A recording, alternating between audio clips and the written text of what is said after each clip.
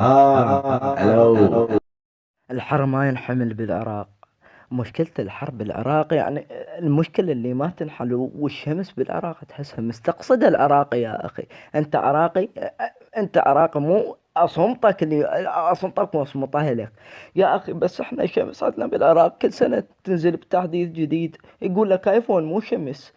كل سنة تحديث جديد وحر شديد شديد جديد. الله أشبك وزنه قافية يا أخي. وأنت مثل كل كائن بشري يعني من تحتار تنزع البدي ما تبرد، تنزع السروال ما تبرد، تنزع اللباس ما تبرد. شلون أنزع جلدي أنقلب حي يا أخي؟ بس العراقي يعني بيميزة يعني آخر شي راح ينزع أخلاقه ويفشر على وزير التربية. هسه راح يجينا واحد يقول لي وزير التربية عليش. لا أنا أقول لك وزير التربية هم صامت الطلاب صمت.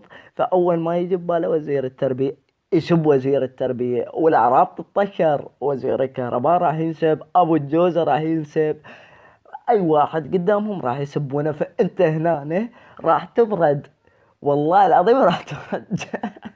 جربها، سبهم كلهم وفشر عليهم ذولا ولد القيع ولد القيع.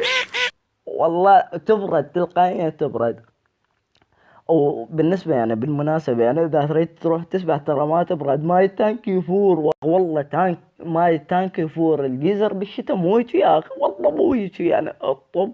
مجرد ما تفتح الكاك وانت مكيف راح تسبح وتستبرد. بس تخلي رجلك جو الماء الحار تنسلق.